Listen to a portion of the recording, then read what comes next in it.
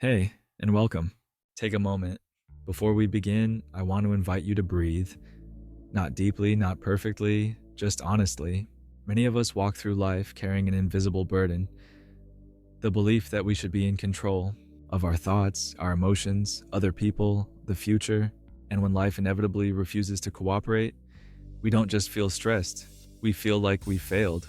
In this video, we'll explore a simple but powerful psychological idea: the circle of control, not as a productivity tool, not as a motivational slogan, but as a way of learning how to live well, even when control is limited. This is not about giving up. It's about letting go of a battle we were never meant to win. Chapter 1: The Illusion of Control. There is a quiet promise many of us learned early in life. If you try hard enough, think carefully enough, plan well enough, things will turn out the way you want. This belief is comforting. It gives structure to chaos. It gives meaning to effort. But it is also incomplete. Because life does not operate like a machine where the right input guarantees the right output.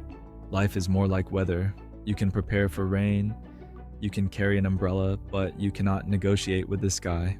Psychologically, the illusion of control develops for understandable reasons. As children, control equals safety. Predictability feels calming to the nervous system. Responsibility is often confused with power. We start believing, if something goes wrong, it must be because I didn't do enough. This belief quietly turns into self-blame. And over time, the attempt to control life becomes exhausting. Chapter 2: The Circle of Control, a simple model with deep consequences. The circle of control is deceptively simple. Imagine 3 circles. 1. The circle of control. Things you can directly influence. Your actions, your words, your effort, your boundaries. 2. The circle of influence. Things you can affect indirectly, relationships, outcomes, group dynamics. 3. The circle of concern. Things you cannot control, other people's thoughts, the past, random events, most outcomes. Psychological suffering often begins when we invest most of our energy in the outer circle. We argue with reality. We replay conversations. We imagine alternate futures. We demand certainty from an uncertain world, and the nervous system responds accordingly. Anxiety rises, frustration grows, helplessness sets in. The problem is not caring. The problem is misplaced effort. Chapter 3: Why letting go of control feels so threatening. Letting go of control is often misunderstood as weakness, but psychologically, it feels threatening for deeper reasons.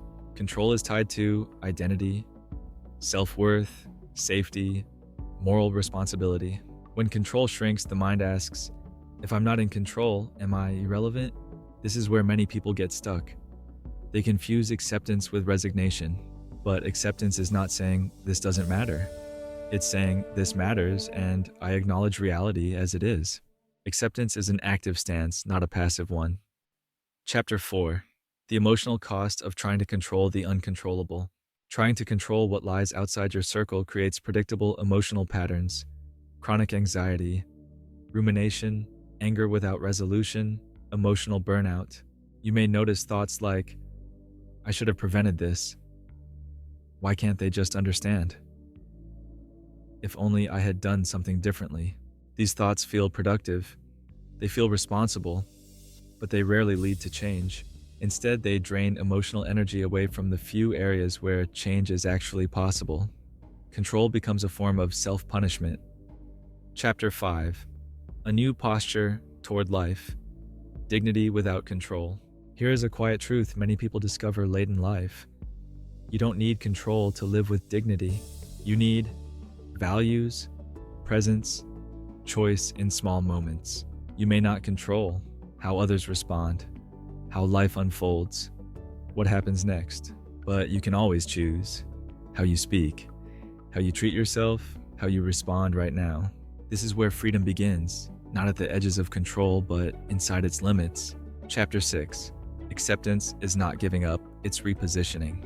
Acceptance is one of the most misunderstood concepts in psychology. Many people hear acceptance and think it means approving of what happened, liking reality, surrendering all agency. But psychologically, acceptance means something very different. Acceptance is the moment you stop spending energy arguing with facts. It's not passive, it's precise. When something has already happened, resistance doesn't change the event. It only adds suffering. Think of acceptance as changing posture, not direction. Instead of leaning forward and pushing against reality, you stand upright inside it. This shift has profound effects. Emotional intensity decreases, clarity increases, decision-making improves. Acceptance doesn't end pain, but it prevents pain from multiplying. Chapter 7, Why Control Feels Safe. Control feels safe because the nervous system equates predictability with survival. When outcomes feel uncertain, the body reacts as if danger is present. So the mind does what it knows. It plans. It analyzes. It replays. It imagines. This creates the feeling of control, even when none exists. But there is a hidden cost. When control becomes the primary coping strategy, life becomes smaller. You may notice avoidance of uncertainty, fear of change, rigidity in thinking, intolerance of ambiguity. Ironically, the attempt to feel safe through control often increases anxiety, because reality keeps proving one thing: you can't outthink uncertainty. True safety comes not from control, but from flexibility. Chapter 8, the psychological strength of focusing on what you can do. The circle of control is not about shrinking your world, it's about concentrating your energy where it actually works. When you focus on what you can control, something subtle changes. Effort becomes meaningful. Responsibility becomes realistic. Self-respect grows. You begin to measure yourself differently. Not by outcomes, not by approval, but by alignment. Questions shift from, did this work out? To, did I act in a way I can stand behind? This is where dignity enters the picture. Even when outcomes disappoint, even when others misunderstand, even when life feels unfair, you remain grounded. Chapter 9, Living Well in a World You Don't Control. Living with limited control does not mean living passively. It means choosing values over outcomes, presence over prediction, response over reaction. You stop asking life to guarantee comfort. Instead, you build internal stability. This looks like allowing emotions without panic, responding thoughtfully instead of impulsively, letting others be wrong about you, accepting that effort doesn't ensure rewards. This way of living feels quieter, but it is also stronger. You no longer depend on certainty to move forward. Chapter 10. Peace is not control, it's trust in your ability to respond. At the deepest level, the circle of control teaches one final lesson. Peace does not come from controlling life. It comes from trusting yourself inside life. Trusting that you can cope, you can adapt, you can respond when needed. You don't need to predict every outcome. You don't need to prevent every mistake. You need to know, whatever happens, I can meet it. This is not optimism, it's grounded confidence, and it grows only when you stop demanding certainty. Outro. The circle of control reminds us of something simple but profound. Most of life is not in our hands, but how we meet life always is. Letting go of control is not losing strength. It's choosing where your strength actually belongs. Not in prediction, not in perfection, but in presence, values, and response.